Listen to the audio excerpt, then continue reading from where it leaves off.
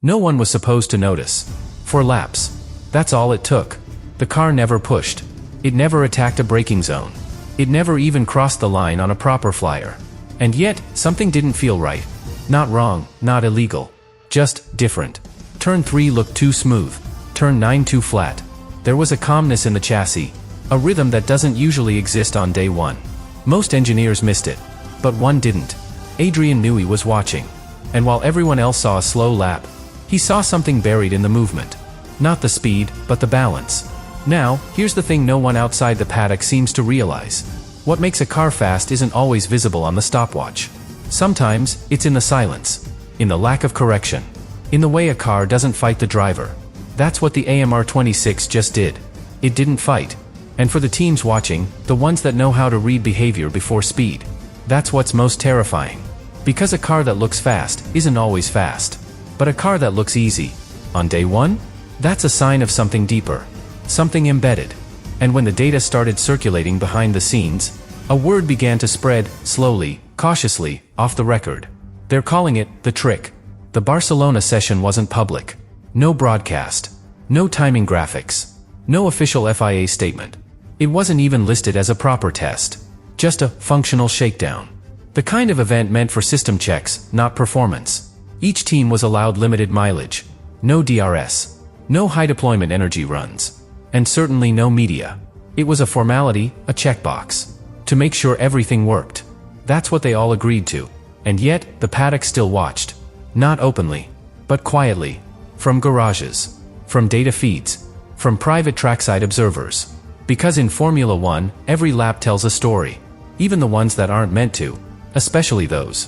And when Aston Martin rolled out the AMR26, it didn't come with fanfare. No new livery. No teaser videos. Just 4 installation laps and a red flag. The lap times were irrelevant. But the way the car moved? That wasn't. Because something about it didn't feel like a shakedown. You don't rotate into turn 3 like that on your first run. You don't stay flat through turn 9 without instability.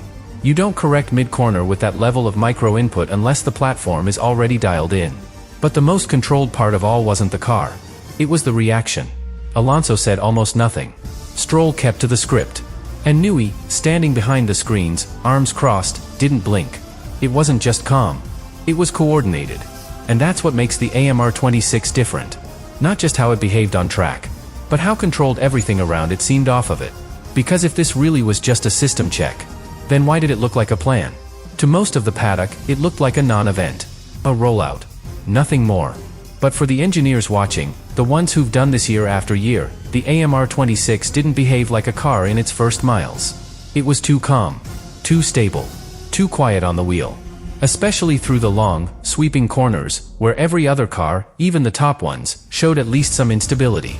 The AMR26 didn't twitch. It didn't wobble on entry. It didn't need mid-corner correction. And on exit, it didn't squat or fight for grip. And that's where the unease started. Because everyone knew Aston Martin had brought Adrian Newey into the fold. But no one expected the effect to be this immediate. What's unusual isn't that the car looked good.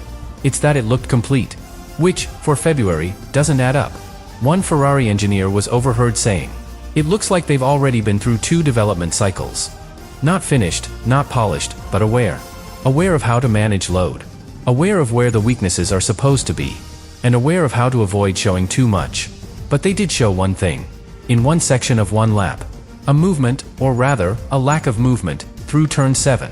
Where every other car shifted weight visibly on corner entry. The AMR26 remained almost perfectly neutral.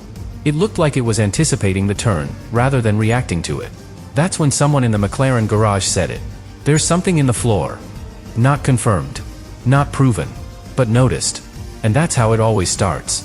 What made the AMR26's behavior so unsettling wasn't just the grip. It was how that grip was being generated, or, more accurately, how it wasn't. Because under the new 2026 framework, a lot of tools have been taken away. No active aero. No dynamic ride height adjustments. No trick suspension systems. The FIA made that very clear. Everything must come from passive design. And that's where the problem begins. Because if the AMR26 really is doing what some engineers now believe, then Aston Martin may have found a path the regulations didn't close. Not because the FIA allowed it, but because they didn't see it coming. It's subtle. There's no smoke, no bouncing, no mechanical noise. Just a clean transfer of weight, front to rear, with no penalty.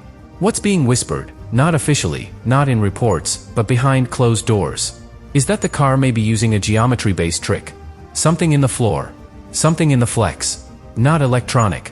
Not active. But structural. Legal, yes. But maybe only because the rules weren't designed to detect it. And now, the question isn't whether Aston Martin broke the rules, but whether the rules were ever enough to stop this kind of thinking. Because this isn't about one car anymore. It's about what that car reveals. Aston Martin might have exposed a regulatory blind spot, one the FIA now has to deal with in real time. And every lap from here on out will quietly ask the same question. Was this brilliance? Or was it a loophole? Normally, when something new appears, something this disruptive, the FIA reacts. A statement. A clarification. A technical directive, even if unofficial. But this time? Nothing. And that silence is starting to feel strategic. Because it's not just that the AMR26 looked good. It's that it looked complete and legal in a way the FIA wasn't ready for. Some believe they're stalling. Not because they approve of what they saw, but because they don't yet understand it. Inside the paddock, the conversation has shifted from performance to protocol. If the car isn't breaking any rules, but it's clearly doing something no one else can replicate, what exactly is the FIA supposed to do? Issue a directive retroactively? Ban a design they didn't define in the first place? It's not that simple. Because if this trick really is structural, embedded into the very concept of the car, then it can't be undone with a memo. You can't ban a shape. You can't outlaw a behavior you don't fully understand. And you definitely can't accuse a team of cheating if they followed the rules you wrote. That's the corner the FIA might already be in. And that's why the silence matters. Because when an organization this controlling chooses not to speak, when it holds back, waits, hesitates, it usually means one thing. They're afraid of what happens next. Inside the Red Bull camp, nothing is being said publicly. But privately, the simulation data is already being rerun. Not because they're behind, but because they've seen this pattern before. The same pattern that started in 2009.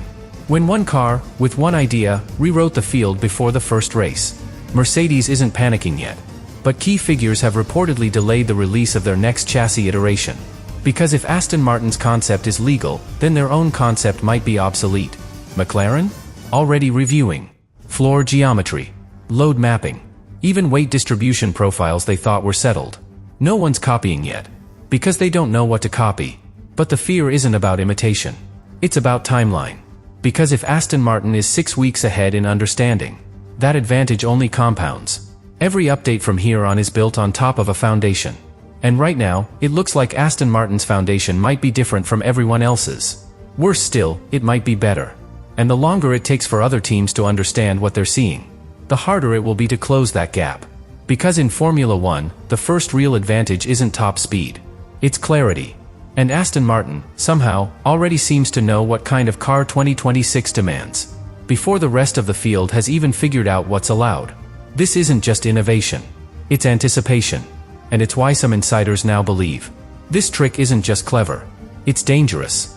The rollout ended almost as quickly as it began. No long runs. No lap record. Just a few laps and a red flag. But what stayed behind wasn't the lap time.